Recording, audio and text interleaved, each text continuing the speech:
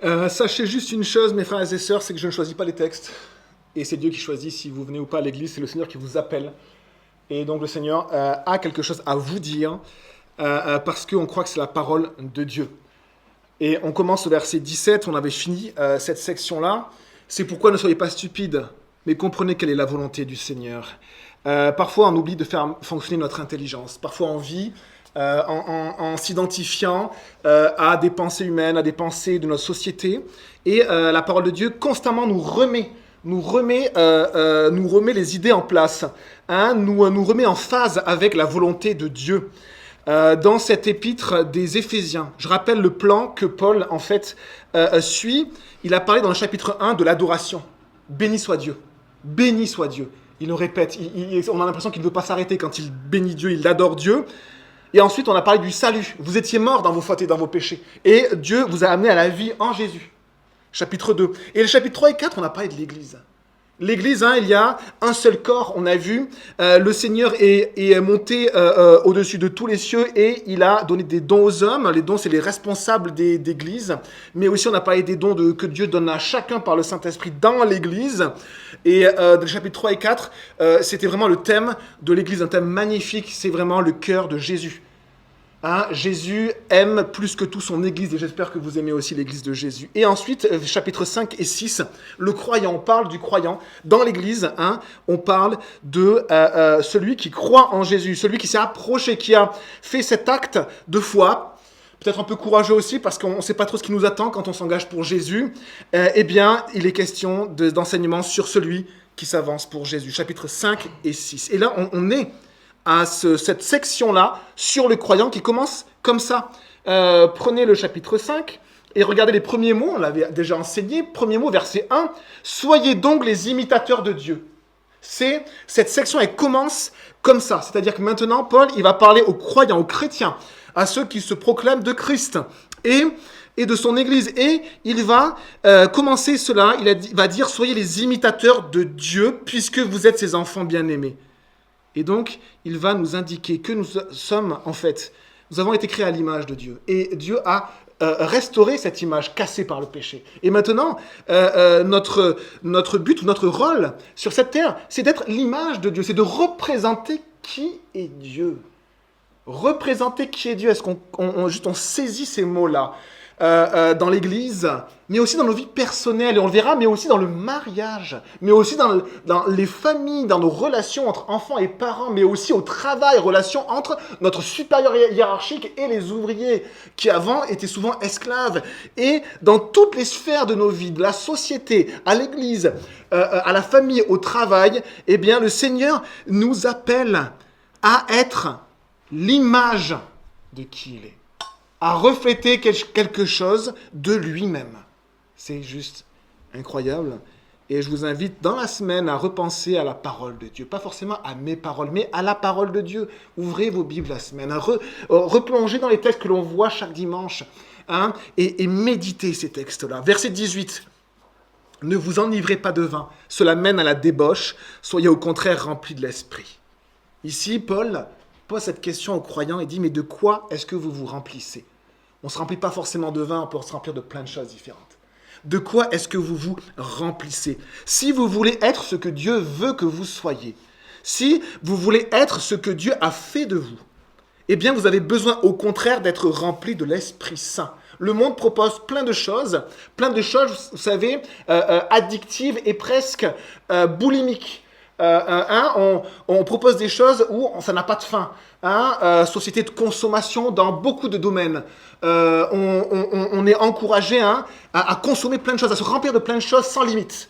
Eh bien, Paul, il fait la différence. Il dit, vous avez ça d'un côté, le monde, la société. Eh bien, moi, je vous dis, soyez au contraire remplis de l'esprit. 1 Corinthiens 6, verset 19 nous dit, ne savez-vous pas? Et là, Dieu parle à chacun d'entre nous. Ne savez-vous pas que votre corps est le temple du Saint-Esprit qui est en vous, que vous avez reçu de Dieu et que vous ne vous appartenez pas à vous-même? Est-ce que vous savez que vous appartenez à Dieu? Vous êtes la propriété du Père Céleste, du grand roi. Hein? Il n'y a que 2 maîtres dans ce monde et nous avons choisi que notre maître, ça soit Jésus. Et par Jésus, eh bien, nous glorifions Dieu. Verset 19, regardez comment Paul va continuer. Soyez remplis de l'Esprit Saint. Demandez au Seigneur régulièrement d'être rempli de son esprit. N'hésitez pas à prier le Saint-Esprit pour être rempli de lui. On a besoin de l'Esprit de Dieu. Pourquoi ? Parce que le Saint-Esprit est Dieu. Le Fils est Dieu, le Père est Dieu. Et nous croyons en Dieu. Dieu, un seul Dieu en 3 personnes. Et nous adorons Dieu entièrement. Est-ce que nos vies reflètent qui est Dieu ? Eh bien, Paul va nous donner une des manières d'être rempli du Saint-Esprit. On peut demander à Dieu. Mais regardez, verset 19. Dites-vous des psaumes, des hymnes, des cantiques spirituels. Chantez et célébrez de tout votre cœur les louanges du Seigneur. Première manière. On verra un deuxième outil dans le verset suivant. Mais la premier outil que Paul présente aux croyants, il nous dit, mais Dieu a donné la louange pour que nos cœurs puissent s'ouvrir à Dieu et confesser de nos bouches par des chants ce que Dieu a fait, ce qu'il m'a donné, ce qu'il est et même ce que je vis devant lui. Les psaumes, le mot psaume, c'est psalmos, c'est très étonnant. C'est ce terme, vous savez, quand un joueur d'instrument, un musicien, va faire résonner un instrument. C'est ce mot-là. C'est une frappe, un résonnement. Il frappe sur une percussion, la percussion résonne. Il pince une corde, la corde résonne. Psaume, le mot psaume veut dire ça. C'est ce résonnement. Et donc, cette résonance d'un instrument qui va vibrer pour Dieu. Et le Seigneur nous dit que nous sommes nous-mêmes des instruments pour Dieu. Est-ce que on accepte, et là je parle souvent plus aux gars, parce que pour les filles, c'est moins difficile d'exprimer leurs émotions. Les gars, des fois, on est un peu très loin de nos émotions. Et en fait, est-ce qu'on est capable de vibrer, d'accepter que nos corps soient un instrument qui vibre pour le Seigneur, comme une guitare qui va vibrer et résonner une note, mais une note qui va être envoyée pour le Seigneur, un chant. Les psaumes, vous avez plein de psaumes dans la parole de Dieu extraordinaires, qui sont des chants. Nous, on les lit comme un texte un peu plat, mais qui sont déjà magnifiques, même sans chant. Et en fait, les psaumes, c'est très facile de les trouver. Vous prenez la moitié de la Bible à peu près au milieu. Vous tournez un peu avant, un peu après, vous allez trouver les psaumes. Et je vous invite à le faire. Prenez les psaumes. Vous avez plein de psaumes qui vont effectivement parler d'hommes de Dieu qui vont exprimer devant Dieu ce qu'ils vivent et ce qu'ils ressentent. Certains vont être dans le désarroi. Que vont-ils faire ? Est-ce qu'ils ont le droit d'être tristes devant Dieu ? D'être même en colère contre Dieu ? Est-ce qu'ils ont le droit ? Eh bien, les psaumes montrent qu'ils expriment leur colère, qu'ils expriment leur désarroi, leur tristesse, parfois même, malheureusement, leur chute, parfois leur déception, mais ils l'expriment devant Dieu. Ils se tiennent devant Dieu, ils sont comme un instrument et ils acceptent de pincer ces cordes pour que ça vibre et pour exprimer quelque chose à Dieu. Et les psaumes sont extraordinaires. Quand vous êtes dans la détresse la plus totale, je connais des frères et sœurs qui, quand ils n'ont aucune issue, qui vraiment, quand ils n'arrivent pas à maîtriser leurs pensées, quand ils sont dans le trou le plus noir, ils lisent simplement des psaumes. Ils lisent la parole de Dieu, ils lisent des psaumes. Et les psaumes apaisent, les amis. Apaisent. Ce sont des hommes de Dieu qui ont fait vibrer leur être devant le Seigneur. Des psaumes. On a aussi des hymnes. Hymnos, un hymne, c'est un écrit poétique à la gloire de quelqu'un. Et bien nous, nos écrits poétiques sont à la gloire de Jésus, à la gloire de Dieu, à la gloire du Saint-Esprit. Les hymnes n'enseignent pas forcément un accompagnement musical. Les psaumes, par contre, oui. Et on voit qu'il y a toute une palette comme ça, de manières de louer le Seigneur, de dire qui il est, de dire ce qu'il a fait pour moi, de dire aussi ce que je vis dans ma vie devant lui. Des psaumes, des hymnes, un hymne écrit de manière poétique, dédié à Dieu, le Père, le Fils et le Saint-Esprit. Il loue qui est Dieu et ce qu'il a fait. Et on a après les cantiques spirituels, ou les odes. Et là, c'est une manière très très générique pour parler d'un chant, un cantique. Et donc on voit ici qu'on a, donc le spirituel, c'est de l'esprit. Tout ce qui vient de l'esprit de Dieu, des fois, des chants un peu naïfs, même des fois des chants un peu répétitifs, mais tout ce qui vient de Dieu et de l'esprit de Dieu est bon pour louer le Seigneur. Il y a toute manière de faire pour louer le Seigneur, des psaumes, des hymnes, des cantiques spirituels. Alors parfois, nous, certains, on préfère plus les hymnes, d'autres plus les psaumes, d'autres plus les cantiques spirituels. D'accord ? Eh bien, le Seigneur nous dit, voilà, tout devant Dieu est bon parce que notre cœur s'ouvre devant Dieu dans la louange. C'est vraiment un outil pour être aussi rempli du Saint-Esprit, les amis. Louez Dieu. louer le Seigneur. Verset suivant, a vraiment alimenté notre nouvelle nature par la louange. Verset 20, remerciez constamment Dieu le Père pour tout au nom de notre Seigneur Jésus-Christ. La reconnaissance. Ça, c'est vraiment un deuxième outil extraordinaire après la louange pour être rempli du Saint-Esprit. La reconnaissance. Parfois, on est abattu et parfois, on est dans la tristesse, on est dans l'épreuve. Quand on est dans l'épreuve, on voit ce que l'on n'a pas et on voit notre souffrance. Eh bien, l'apôtre Paul a vécu tout type de souffrance, des souffrances parfois extrêmes, et il dit ceci, le contentement est d'un grand gain. Le contentement, c'est quoi? C'est que même quand je n'ai rien, je réalise que Dieu m'a quand même donné des choses. Et je vais aller rechercher, me souvenir de tout ce que Dieu m'a donné, et je vais le remercier même quand je n'ai rien. C'est étonnant, être un chrétien. C'est étonnant. Remercier Dieu même quand je n'ai rien. Le contentement et le remerciement, la reconnaissance, ça va vous amener à être rempli du Saint-Esprit. Nous avions fait avec un groupe de jeunes, il y a quelques années, on n'était pas à Bourges avec Lydia, mais il y a quelques années avec un groupe de jeunes, on avait fait cet exercice, prenez tous un papier et on va écrire toute notre reconnaissance à Dieu, tous les sujets de reconnaissance. Alors au début, on en écrit un timidement, un deuxième, puis on se dit quand même, il n'y en a pas que deux, on va quand même rechercher. Et puis on réalise que finalement, qui m'a donné ma famille? Qui m'a donné ma femme ou mon mari? Qui m'a donné mes enfants? Qui m'a donné mes parents, qui m'a donné ma nourriture de chaque jour, qui me donne la sécurité, qui me donne la paix, qui me donne, c'est Dieu. Et je liste, et ce qui est très étonnant, c'est qu'on n'arrive pas à s'arrêter après. Au début, c'est toujours difficile de commencer, on a l'impression que Dieu nous a rien donné, alors que c'est absolument faux. C'est notre esprit qui n'a pas l'habitude de réaliser ce que Dieu nous a donné. Et quand on inscrit un sujet de reconnaissance, une action de grâce, eh bien, l'action de grâce entraîne une autre action de grâce. Et elle s'alimente, la reconnaissance amène la reconnaissance. Qu'on puisse s'alimenter, s'entretenir, avoir cet ADN-là de reconnaissance. Merci Seigneur. Je n'ai rien, non, ce n'est pas vrai. Jésus m'a sauvé. Ce n'est pas vrai. J'ai une place au ciel. Et si je n'ai rien dans ce monde, ça veut dire que j'ai tout dans le ciel.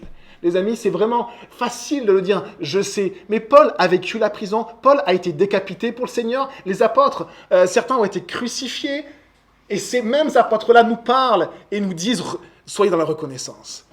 Soyez dans la reconnaissance. Si eux nous le disent, c'est qu'ils étaient même dans les privations. Et ils ont vécu des grandes privations. Souvenez-vous de Paul et de Silas dans la prison. Qu'est-ce qu'ils faisaient? Ils allaient être exécutés le lendemain. Ils chantaient les louanges de leur Dieu. Et alors qu'ils étaient dans l'épreuve la plus profonde, ils chantaient les louanges. C'est fou, mais c'est parce que en fait, nous sommes des créatures du ciel, les amis. Nous ne sommes plus des créatures de la terre. Nous attendons notre nouvelle patrie. Et ces gens-là, au moment où ils louaient, eh bien, la terre a tremblé et a libéré les prisonniers. La louange et la reconnaissance peuvent avoir un grand impact dans vos vies et autour de vous. Pourquoi? Parce que vous allez être remplis du Saint-Esprit, parce que ça laisse la place au Saint-Esprit. Et le Saint-Esprit, et cet esprit qui a fait ressusciter Jésus, l'esprit de résurrection, cette puissance de résurrection, qui guérit, qui sauve. Jésus sauve aujourd'hui encore, les amis. Jésus guérit encore aujourd'hui. Jésus délivre encore aujourd'hui. Prions pour nos frères et sœurs et parfois pour nous-mêmes également. Et le Seigneur est en action. Verset suivant, le thème pour moi central de cette section-là, soumettez-vous les uns aux autres dans la crainte de Dieu. Soumettez-vous, c'est le verset que j'ai mis en thème de cette section-là. Ce terme, se soumettre, c'est un terme que les Français aiment beaucoup. On aime beaucoup la soumission. On l'exprime de manière politique, on l'exprime au travail, on l'exprime dans notre couple. On est tous insoumis, rebelles, même par nature. Le problème des Français, c'est qu'ils l'assument, c'est un petit peu dommage. Mais ici, on a vraiment ce caractère du chrétien qui traverse toute la Bible. Toute la Bible, les amis, c'est la soumission. C'est assez étonnant et on va plonger dans ce thème-là qui concerne tout le monde. Et qui concerne surtout pas que les femmes, qui concerne les hommes, les femmes, les enfants, chacun. Soumettez-vous les uns aux autres dans la crainte de Dieu. Il faut savoir qu'à chaque fois que Dieu va parler de la soumission dans le couple des femmes envers leur mari, eh bien ce n'est pas le thème principal de l'épître. Et même ce n'est pas le premier terme de soumission qui est noté. Dans toutes par exemple dans Colossiens, il est parlé que les femmes soient soumises à leur mari, mais aussi dans Tite, c'est répété, et dans Pierre. Donc on a un problème, c'est qu'on ne peut pas décortiquer la parole de Dieu, ni la détricoter, parce que plusieurs apôtres l'enseignent clairement. Mais à chaque fois qu'ils enseignent cela, l'apôtre Pierre, l'apôtre Paul, eh bien, Peut-être étaient-ils tous misogynes. On entend ça dans l'Église. Paul était misogyne. Alors du coup Pierre aussi. Ça pose un problème parce que Pierre quand même a reçu vraiment une autorité de la part du Seigneur. Tu es Pierre, sur ce roc je bâtirai mon église. Donc il y a vraiment quelque chose de dit, bon, mais il faut vraiment détricoter beaucoup. Ou alors on va essayer de se dire, peut-être que Dieu nous dit la vérité, on va essayer de creuser, de voir pourquoi dans toutes ces épîtres-là, eh bien, la soumission des femmes n'est pas centrale. C'est la soumission qui est centrale. La soumission déjà du croyant. La soumission après aux autorités. La soumission des jeunes gens envers les anciens de l'Église. La soumission des enfants envers leurs parents. Et après, on va le voir, la soumission des femmes envers leurs maris. Et alors, ici, la soumission des croyants les uns envers les autres. Est-ce qu'on est soumis les uns aux autres? Est-ce qu'on accepte de servir nos frères et nos sœurs? Est-ce que les gars, vous êtes capables de servir vos frères et vos sœurs? Est-ce que les sœurs, vous êtes capables de servir vos frères et vos sœurs? Il y a une soumission réciproque qui ne dépend pas du genre, qui ne dépend pas si on est une femme ou un homme. C'est servir. Moi, dans mon travail, je suis dirigé par des femmes. Ça ne pose aucun problème. Ça ne pose aucun problème. Elles ont l'autorité qui est au-dessus de moi. Je suis soumise à cette autorité-là. À elles, ça ne pose aucun problème. Est-ce que la soumission nous pose un problème? Et si elle nous pose un problème, les amis, vraiment, ça vient de notre cœur. Et on s'était rappelé, vous savez, du papillon qui va d'église en église. Souvent, le premier problème du papillon, c'est qu'on est insoumis, c'est qu'on n'accepte pas d'entendre la vérité. La vérité est trop forte et on veut quelque chose de moins fort. Et on a fait le pas dans cette église de juste dire, voilà, ce que dit la Bible est vrai, regardons-la ensemble. Soumettez-vous les uns et aux autres dans la crainte de Dieu. Le mot se soumettre, c'est soumettre, être mis sous, disposé sous. Être subordonné. Accepter qu'il y ait une personne qui finalement va être au-dessus de nous. Est-ce qu'on accepte cela ou pas? La soumission, la première soumission que Dieu nous demande, c'est la soumission à Jésus, les amis. Est-ce qu'on accepte la soumission à Jésus? Souvent on entend, ah oui, moi j'accepte la soumission à Jésus, mais pas à l'Église, mais pas aux responsables d'Église, mais pas à la parole de Dieu.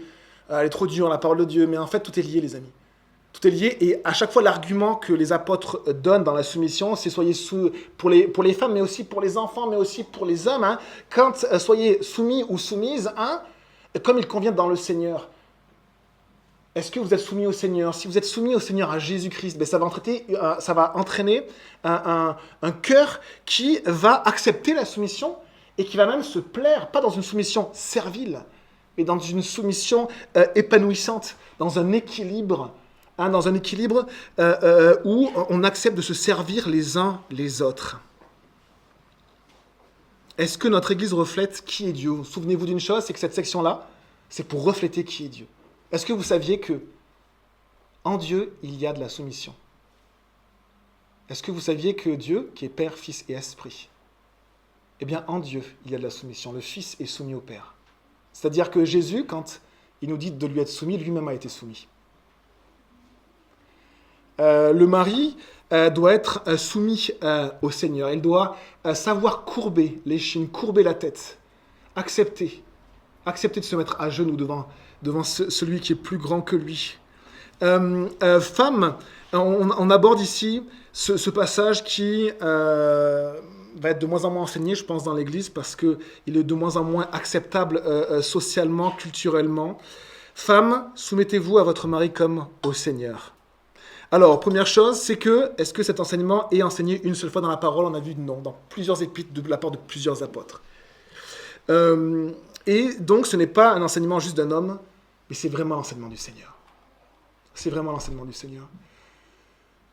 Et on va voir ce que ça signifie après. 3 choses à savoir sur la soumission. Premièrement, et vous avez le droit de prendre des notes, il n'est pas question de personnes dominantes et de personnes dominées. Il n'est pas question de domination. La domination est la conséquence du péché. La conséquence du péché, quand Ève pêche et Adam après va pécher, eh bien, la conséquence, il y a la douleur dans l'accouchement, il y a les désirs de la femme qui sont constamment portés vers son mari, qui ne sont pas assouvis, et il y a l'homme qui domine la femme. Dans l'histoire de l'humanité, c'est ce qu'on voit, l'homme a dominé la femme. Ce n'est pas biblique. Ce n'est pas biblique. Et le féminisme, aujourd'hui, en fait, prend le contre-pied. Un excès répond à un autre excès. Au patriarcat répond le féminisme, c'est-à-dire à la domination, répond le féminisme. Et les femmes vont dire, on est indépendantes, on n'a pas besoin de l'homme. C'est faux, on va le voir. La femme est un être qui a été créé de manière dépendante et qui a besoin de l'homme. Mais ce n'est pas un être qui est dominé, c'est un être qui est égal à l'homme. Mais comment s'épanouir ? Comment on peut s'épanouir ? Première chose, il n'est pas question de personnes dominantes ou dominées. Deuxième chose, ce n'est pas une obsession dans la Bible de dire aux femmes, soumettez-vous, pas du tout. Pas du tout. Enfants, soumettez-vous à vos parents. Les gars, soumettez-vous à vos responsables, soumettez-vous au Seigneur, soumettez-vous aux frères et sœurs dans l'Église. Soumettons-nous les uns aux autres. Ce n'est pas une obsession, mais c'est une vérité. C'est un commandement du Seigneur. Troisième chose, la soumission est présente même dans la nature de Dieu lui-même. Si nous voulons refléter qui est Dieu et que nous refusons la soumission, nous ne pouvons pas refléter qui est Dieu. Parce que Jésus, Dieu le Fils, a été soumis à son Père en toutes choses. Il était dans le jardin, vous vous en souvenez, le soir même où il a été pris par les soldats et emmené pour être jugé après crucifié. Et il a dit ceci, il a dit au Seigneur, je n'ai pas envie d'aller à la croix, mais que ta volonté soit faite. Donc on voit la soumission de Jésus vis-à-vis de son Père. Il y a une soumission même dans la Trinité, en Dieu lui-même. Et la soumission nous permet de refléter qui est Dieu. Parfois nous sommes durs, hommes, femmes ou enfants, à la soumission. On a un cœur un peu rebelle, le cœur d'Adam et Ève. On veut être comme Dieu, on veut être indépendant. 3 choses à savoir sur l'homme et la femme. Vous avez le droit de prendre des notes. L'homme et la femme se complètent pour être l'image de Dieu. Dans la Genèse, c'est vraiment beau. Il est dit dans la Genèse, Dieu créa l'homme, l'être humain, c'est un terme générique pour l'homme, Adam, l'homme, à son image. Et quand il décrit sa création, il est marqué il les créa hommes et femmes. Ça veut dire que l'être humain, c'est l'homme plus la femme. Le féminisme, la confusion de genre, nie ce que Dieu a fait. Ni l'ordre de la création. Ni l'ordre de ce que Dieu dit. Et ça entraîne un bouleversement qui entraîne une fragilisation même de la société, les amis. On va voir après le rôle de l'homme et de la femme. Première chose, l'homme et la femme se complètent pour être l'image de Dieu. L'homme est incomplet pour représenter Dieu. La femme est incomplète, ça veut dire que s'il n'y avait que des hommes sur la terre, ça serait horrible. Les femmes disent oui. S'il n'y avait que des femmes sur la terre, ça serait horrible. Les hommes disent oui, c'est vrai. Et les hommes plus les femmes peuvent être représentés qui est Dieu. Parce que Dieu a créé l'être humain et il les a créés mâles et femelles, c'est-à-dire hommes et femmes. Deuxième point qui est à savoir sur l'homme et la femme, et on va passer donc... l'homme a été créé, et je vous le dis, c'est ce que Dieu nous dit, en dehors du jardin. Genèse 2, versets 7 et 8. Et Dieu, après, a créé le jardin et a mis l'homme dedans. Ça veut dire que l'homme est un être qui est profondément en lui-même indépendant. Parfois, ça lui cause des soucis, parce que le péché entre là-dedans. C'est un être qui a eu l'habitude du chaos et qui a eu l'habitude du désordre. Mais c'est un être qui veut ordonner les choses. C'est un être de structure qui veut structurer les choses. Dieu a créé dans une nature hostile l'homme et il l'a mis dans un jardin sécurisé. Il lui a demandé « occupe-toi du jardin ». L'homme est un être indépendant et structurant. Et par nature, il est comme ça. Et indépendant, vous connaissez, si vous avez été marié ou en couple avec... mais vous savez en fait que l'homme souvent a besoin de sa grotte, souvent, ce qu'on dit, c'est-à-dire à un moment donné, il a besoin juste d'être seul. La femme, c'est un peu différent, excusez-moi, mais il y a vraiment il y a une indépendance en l'homme qui, à un moment donné, juste a besoin d'être seul. Lâchez-moi les baskets, j'ai juste besoin d'être seul. Pourquoi ? Parce que Dieu l'a créé comme ça, il l'a créé de manière indépendante, il l'a créé même au début seul et après il y a eu la femme. C'est juste par nature que nous sommes comme ça. Ça ne justifie pas notre péché, ça ne justifie pas notre manque de douceur, ça ne justifie pas aucune domination. Dieu est très sévère sur les hommes dominateurs, très très sévère, les amis. Et c'est mon rôle aussi de pasteur, de berger, de rappeler aux hommes à se remettre en question vis-à-vis de leur relation avec les femmes, et d'une manière très très très stricte et sévère des fois. Mais par nature, on a été créé de manière indépendante, nous sommes des êtres structurants et stabilisants. Dieu a créé le jardin, et c'est à l'homme de s'assurer que tout était stable. Première chose. Deuxième chose, la femme a été créée dans la structure, dans le jardin, dans un milieu sécurisé. On le voit dans la Genèse. À partir de l'homme, ça veut dire qu'elle est dépendante. C'est un être qui a été créé de manière dépendante. On peut le nier, mais toutes les femmes qui prennent le féminisme moi je vois beaucoup de frustration. Je ne vois pas d'apaisement. Et quand on retrouve qui on est, notre nature propre, eh bien, moi je vois des hommes s'apaiser et des femmes s'apaiser. Pourquoi ? Parce que Dieu nous a créés comme ça. On peut nier ce que Dieu a fait, mais nous le proclamons, nous sommes dans l'église du Seigneur. On est dépendants et on le sait socialement. Les femmes, mes sœurs, vous êtes dépendantes par nature socialement. Vous avez même, c'est un besoin intrinsèque de pouvoir partager vos émotions. C'est un besoin intrinsèque qui vient de votre nature. Les hommes, plus ou moins. Plus ou moins. On va toujours prendre le profil d'un gars, dire, oh, il est super bavard, etc. On va toujours prendre des profils, mais de manière générale, Dieu nous a créés par nature comme cela. Après, dans notre éducation, nous pouvons tout à fait trouver un homme qui a des caractères plus féminins, une femme qui a des caractères plus masculins, mais Dieu ne nous a pas créés comme ça. Il nous a créés comme la parole nous le dit. Et donc, on a une deuxième dépendance, elle a été créée dans le jardin, à partir de l'homme, dépendance malheureusement vis-à-vis de l'homme. Et c'est sa peut-être plus grande fragilité quand l'homme est dominateur.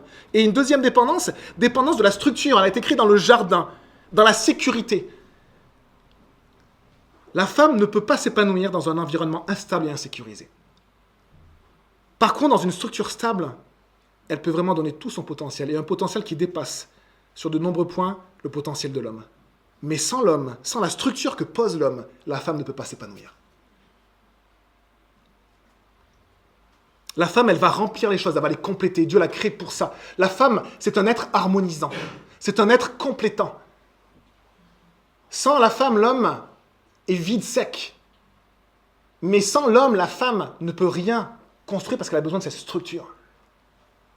Elle est dans l'insécurité, parfois dans la frustration. La femme, l'homme avec la femme, est un être qui va trouver son utilité, qui va même s'affermir, se sentir fort. La femme avec l'homme, c'est un être qui va s'apaiser. Mes sœurs, je vous le souhaite, d'être apaisés, de trouver cet apaisement en Dieu. Et réfléchissons comment Dieu nous a créés chacun, hommes et femmes. Et acceptons cet ordre qui est apaisant et qui est bon. Dieu a regardé sa création et il a vu que c'était même très bon. Ce n'est pas une question de domination, c'est une question d'équilibre que Dieu a donnée. Et si vous voulez accepter la manière dont Dieu a fait les choses, on a besoin d'être renouvelé dans notre intelligence par le Saint-Esprit, d'arrêter d'écouter ce que le monde nous dit, mais d'écouter ce que la parole de Dieu nous dit, et de demander au Seigneur de remettre les pensées au bon endroit, les raisonnements de la bonne manière. Il y a différentes sphères dans lesquelles nous pouvons avoir ces rôles complémentaires d'hommes et de femmes, je le crois, dans la société. Il y a ces rôles-là, je pense, c'est le rôle de l'homme de structurer le monde politique et de mettre un cadre où la femme peut s'épanouir. Dans l'Église, également, on l'a vu dernièrement, Dieu a donné simplement aux hommes la responsabilité, l'Église, pas aux femmes. Ça ne veut pas dire qu'il n'y a pas de... Les dons sont absolument donnés aux hommes et aux femmes, même les dons d'enseignement, même les dons... Tous les dons qui existent, ils sont donnés, même, on en a vu, les dons de prophétie, à hommes comme femmes. Mais il y a cet équilibre, ce rôle que Dieu donne à chacun, et même dans la famille. Et là, on va voir ce cadre-là, dans la famille, dans le mariage. Femmes, soumettez-vous à votre mari comme au Seigneur, verset 23, car le mari est le chef de la femme, comme Christ est le chef de l'Église, qui est son corps et dont il est le sauveur. Quand on se marie, et ceux qui sont en couple, qui ne sont pas mariés, je suis désolé, c'est valable aussi pour vous. Simplement, vous n'avez pas, vous vivez comme étant mariés sans le mariage, mais ça ne change rien pour Dieu. Hein. Vous êtes ensemble, si vous avez couché ensemble, vous êtes une seule chair. Hein. Et pour Dieu, en fait, vous êtes mariés sans le mariage, ça ne change rien. Simplement, Dieu vous demande de vous marier. Ça, c'est ce que Dieu vous demande. Parce que pour lui, c'est un péché devant lui. Mais ça ne change rien dans les enseignements qu'on voit ce matin.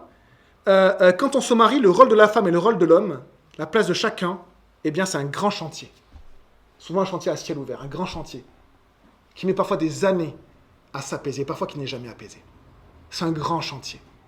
Et parfois, on n'arrive pas à trouver vraiment cette harmonie que Dieu a donnée.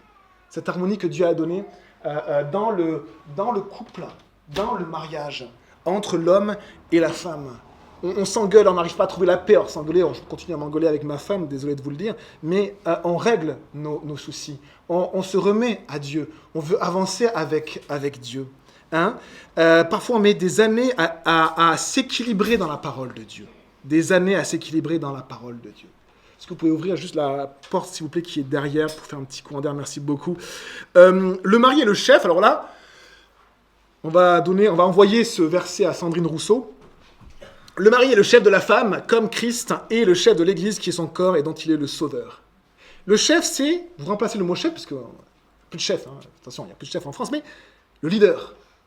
Le leader. Est-ce que les femmes, vous acceptez que votre conjoint soit le leader de votre famille?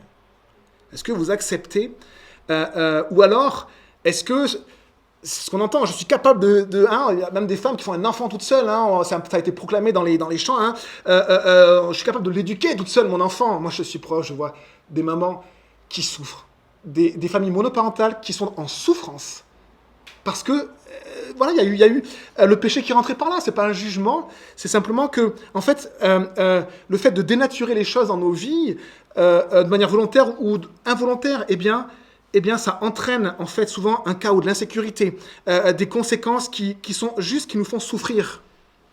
On entend, moi, je suis indépendante de l'homme, je n'ai pas besoin de l'homme, superwoman, c'est le super-héros des femmes, superwoman. En fait, c'est faux. Mes sœurs, vous êtes un être dépendant et harmonisant. Et en fait, le potentiel que Dieu vous a donné est juste incroyable. Mais pour qu'il se développe, vous avez besoin, et désolé de vous dire ça, de soumission. Il y a, je crois, c'est Eisenhower qui l'a dit, je crois, ce président, je crois qu'il était croyant, vous savez, le président des USA de la Seconde Guerre mondiale, et qui a dit, si tu veux, alors je ne suis pas sûr que ça soit lui, mais ouais, c'est un président américain, je crois, si tu veux enseigner juste des personnes, enseigne les hommes. Si tu veux enseigner la nation, enseigne les femmes. Les femmes, elles ont un potentiel qui nous dépasse. Et peut-être que pour ça que Dieu leur a dit, ok, je vous ai donné peut-être plus de choses, mais par contre, essayez d'être soumise, s'il vous plaît. Il y a vraiment une complémentarité extraordinaire. Extraordinaire. Et que ce soit pour l'homme ou pour la femme, c'est tellement apaisant de savoir qui on est, de vivre juste ce qu'on est dans l'amour de Christ, dans la compassion, dans la grâce. Et un des outils, les amis, ce n'est pas la domination, c'est la communication. Communiquer dans le couple, parler. Dites vos souffrances, dites pas que des faits, ça c'est pour les gars, pas que des faits, aussi des émotions. Partagez. Et on va voir après, parce que le Seigneur n'en a pas fini sur cet enseignement. Mais tout comme l'Église, verset 24, se soumet à Christ, que les femmes aussi se soumettent en tout à leur mari. Verset suivant, Marie, aimez votre femme comme Christ a aimé l'Église. Je ne vous ai pas dit une chose, la limite de la soumission. La limite de la soumission, ce n'est pas de l'obéissance. La soumission servile, c'est reconnaître que le leader, c'est son propre mari. Reconnaître la responsabilité qu'il a de la part de Dieu et qu'il aura des comptes à rendre devant Dieu. Si votre mari vous demande de faire quelque chose qui est contraire à la parole de Dieu, dites non. Dites non. Parce que le Seigneur vous demande de l'écouter, lui, en premier, avant votre mari. La limite de la soumission, c'est pareil dans tous les domaines. Soumission vis-à-vis des autorités, soumission des enfants devant leurs parents. Si à un moment donné, des parents demandent des choses affreuses, obscènes ou je ne sais quoi à faire à leurs enfants, l'enfant, il peut dire non. Non. Et nous, en tant que citoyens, si la société, le gouvernement nous demande de faire des choses contraires à la parole de Dieu, eh bien nous pouvons dire non. Nous pouvons dire non. Marie, aimez votre femme comme Christ a aimé l'Église. Il s'est donné lui-même pour elle. Donc, mes sœurs, vous pouvez vous reposer un petit peu. Maintenant, on s'attaque aux maris, aux hommes. Afin de la conduire à la sainteté après l'avoir purifiée et lavée par l'eau de la parole, pour faire paraître devant lui cette Église glorieuse, sans tache, ni ride, ni rien de semblable, mais sainte et irréprochable. On a l'impression que comprendre la soumission dans notre société et dans la famille, c'est comprendre ce qu'est l'Église. On a l'impression que pour vivre l'Église correctement, on a besoin de comprendre la soumission chacun, homme, femme et enfant. C'est l'image que Paul, il dit l'image d'un couple, d'un homme qui est avec une femme et qui se marie, eh bien, qui fait un, et on va le voir après, c'est ce qu'il va répéter, c'est l'image de l'Église. L'Église avec Jésus est un. L'Église est le corps même de Jésus. Jésus a tout donné pour elle. A tout donné. Et l'Église est soumise à son Seigneur, à Jésus.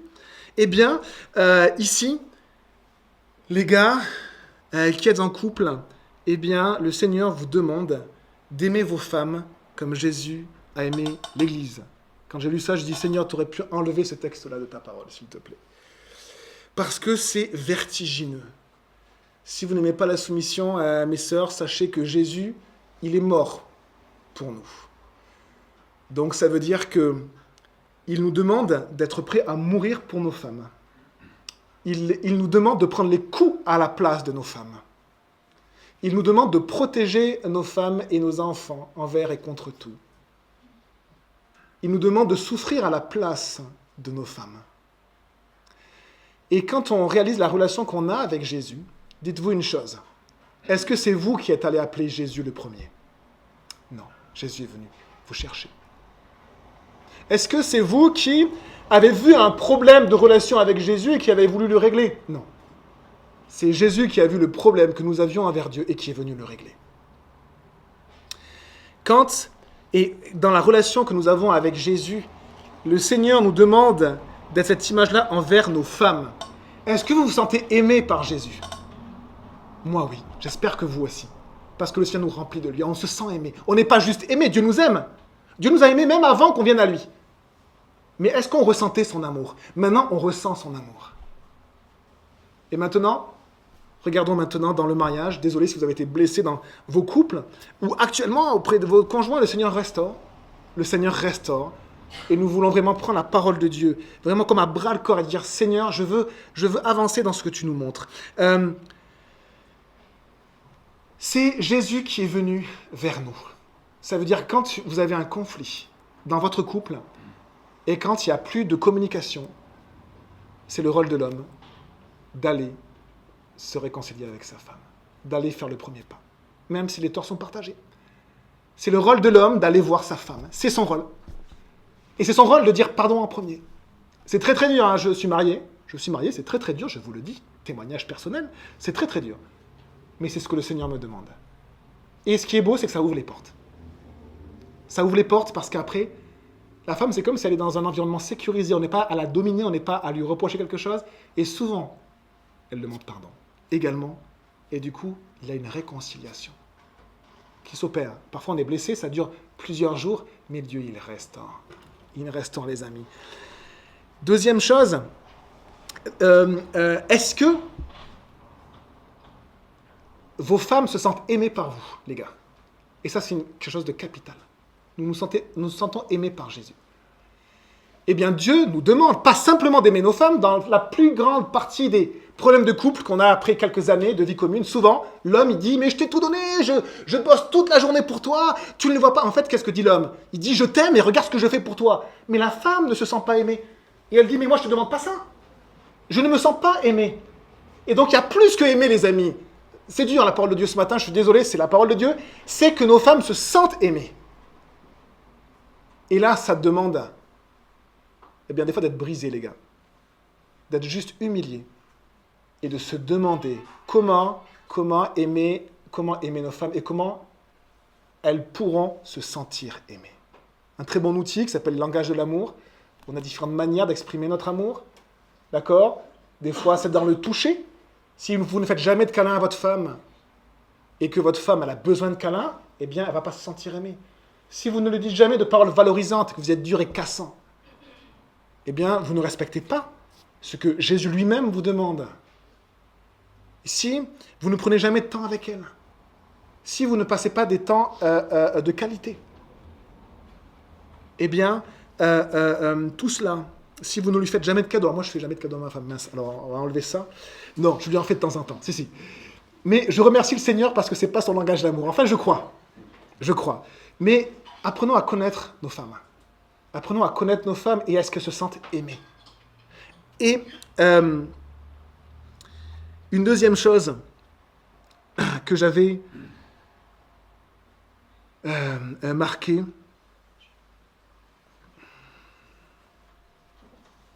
est-ce qu'elles se sentent désirées? Et là, c'est autre chose. Et là, les gars, on a un gros problème, c'est qu'on va reprocher plein de choses, des fois au niveau sexuel, des fois au niveau physique, à nos femmes. Alors que la femme, C'est-à-dire, c'est Dieu qui l'a créée exactement pour moi. Elle est tout ce dont j'ai besoin. Ma femme est tout ce dont j'ai besoin. Au niveau sexuel, au niveau émotionnel, elle est tout ce dont j'ai besoin. Donc si je ne la trouve pas assez belle, le problème vient en premier de moi. Effectivement, les femmes vont vouloir se faire belles pour leur mari et c'est normal. Et s'il n'y a plus ce lien qui est beau, qui est harmonisant, c'est dommage, il y a quelque chose peut-être à reconstruire. Mais la femme que Dieu vous a donnée, elle, Dieu vous l'a donnée et elle a tout ce dont vous avez besoin. Vous n'allez pas rechercher autre chose sur les écrans ou autre chose ailleurs, chez les voisins, c'est encore plus dramatique et ça brise des familles. La femme, est-ce qu'elle se sent aussi désirée? Posez cette question à votre femme. Est-ce que tu te sens aimé? Est-ce que tu te sens désiré? Verset 29. En effet, jamais personne n'a détesté son propre corps. Au contraire, il le nourrit. Je suis désolé, je sautais un verset. C'est ainsi que les maris doivent aimer leur femme comme leur propre corps. Celui qui aime sa femme s'aime lui-même. Ça veut dire que si vous manquez à cet amour-là, eh bien, c'est comme si vous ne vous aimiez pas vous-même. Prendre soin de sa femme. Prendre soin de sa femme. C'est presque une question de dignité. Un homme qui domine sa femme, c'est un homme qui manque de dignité humaine. Parce qu'il fait du mal, comme si c'était son propre corps. Verset 29, en effet, jamais personne n'a détesté son propre corps. On a été assez sévère dans l'Église, dans des situations, justement, où des hommes dominaient leurs femmes. Et on a été assez sévère dans l'Église sur ce genre de situation. Je vous le dis, dans l'équipe pastorale avec le pasteur Steve. Parce que le Seigneur est clair à ce sujet-là. Verset 29, en effet, jamais personne n'a détesté son propre corps. Au contraire, il le nourrit et en prend soin, tout comme le Seigneur le fait pour l'Église. On parle également du cadre financier. Si la femme doit travailler 2 fois plus que l'homme pour subvenir aux besoins de sa famille, eh bien, ce n'est pas normal. Ce n'est pas normal. La parole de Dieu ne dit absolument pas que l'homme travaille et que la femme reste au foyer, mais elle donne des rôles différents. Et notamment sur le plan financier, c'est aussi ce cadre sécurisé. C'est aussi ce cadre sécurisé que l'homme va mettre pour que la femme s'épanouisse. Donc dans la plupart des couplets de travail, il n'y a pas d'enseignement sur ça. Par contre, on donne des rôles différents à chacun. Et des fois, si le travail m'empêche de jouer le rôle que Dieu me demande, ça doit être une réflexion pour chacun. Femme et homme, qu'est-ce que Dieu me demande en premier? Qu'est-ce que Dieu me demande en premier? Verset 30, « Parce que nous sommes les membres de son corps, formés de sa chair et de ses os. C'est pourquoi l'homme quittera son père et sa mère, s'attachera à sa femme, et les deux ne feront qu'un. » Alors, la Bible ne laisse aucune place au mariage homosexuel, sachez-le. Pourquoi? Parce que le mariage homosexuel, c'est une incompatibilité, en fait. C'est que l'homme avec l'homme ne peut pas se compléter. Au niveau sexuel, c'est impossible. Et au niveau émotionnel, par nature, c'est impossible. La femme et la femme ne peuvent pas se compléter. Au niveau sexuel, c'est impossible également. Et au niveau émotionnel, au niveau même par nature, c'est impossible. Donc la parole de Dieu, elle n'est pas en train de blâmer et d'accuser, elle est en train de juste de dire voilà comment Dieu a créé les choses. Comment Dieu a créé les choses. Verset 32, ce mystère est grand et je dis cela par rapport à Christ et à l'Église. Alors là, ce qui est vraiment incroyable, c'est qu'on prend chacun vraiment cher au niveau des hommes, les femmes, on dit oh là là, c'est dur ce matin. Et en fait, Paul, lui, il voit au travers de cela, il voit même pas que c'est dur pour la femme ou pour l'homme, il voit la beauté de l'Église. Paul, ici, voit la beauté de l'Église parce que le couple, le mari et la femme sont une image magnifique de l'Église. Et vous savez, une famille qui vit cette harmonie de la part de... Tout le monde est imparfait, mais qui vit cette harmonie dans la parole de Dieu, eh bien, a un impact et une influence qui est extraordinaire. Ça vient pas d'eux, ça vient que c'est le modèle de Dieu, et du coup, en fait, ça rayonne.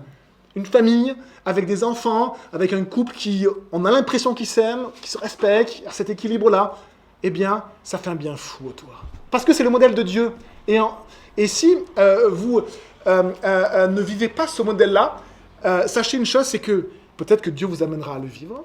Ne mettez pas ça comme une idole, ça peut aussi devenir une idole dans vos vies, mais sachez que vos enfants peuvent le vivre. Sachez que vos enfants peuvent vivre le modèle de Dieu, qui est juste extraordinaire. Extraordinaire. Soyez des mamans et des papas qui ont ce désir-là. Ce désir que si ça a été compliqué dans ma génération, que le Seigneur fait grâce dans la génération suivante. Verset 33, du reste, que chacun de vous aime sa femme comme lui-même et que la femme respecte son mari. C'est un résumé. Et en résumé, c'est assez intéressant, c'est comme le résumé de tout ce que Paul a dit sur la femme et l'homme. Bien regardez ce résumé qui est vraiment beau. Ce résumé, c'est pas femme, soyez soumis, c'est que chacun de vous aime sa femme comme lui-même. Et si les femmes, vous ne respectez pas vos maris, eh bien ça va les briser. Ça va les briser, ça va les éloigner de vous. Si les hommes, vous n'aimez pas vos femmes, ça va les briser et ça va les éloigner de vous. Les plus grands problèmes du couple se situent ici.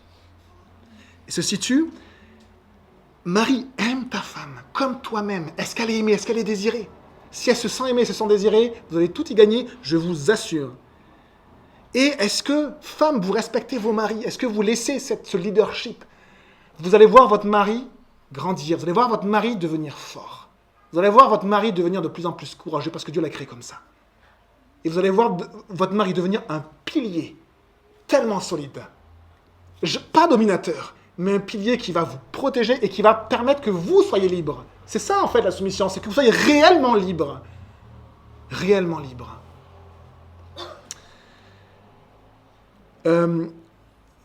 Je finis avec juste ces mots, après on va prendre la scène ensemble.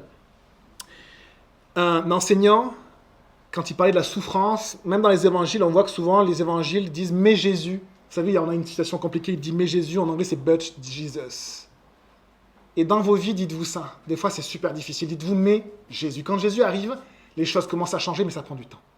Quand Jésus arrive, les choses commencent à changer, ça prend du temps. Parfois, les choses qui ont été cassées, vous ne les retrouverez jamais. Parfois, il faut faire un deuil de ce que vous avez perdu. Mais le Seigneur restaure. Le Seigneur a la puissance de résurrection, de restauration, de guérison, de salut. Et notre désir, c'est de vivre cela. Comment? Il n'y a qu'une seule solution. Je ne peux pas vous dire autre chose, sinon je mentirai. C'est au travers de la parole de Dieu, par l'Esprit du Seigneur, les amis.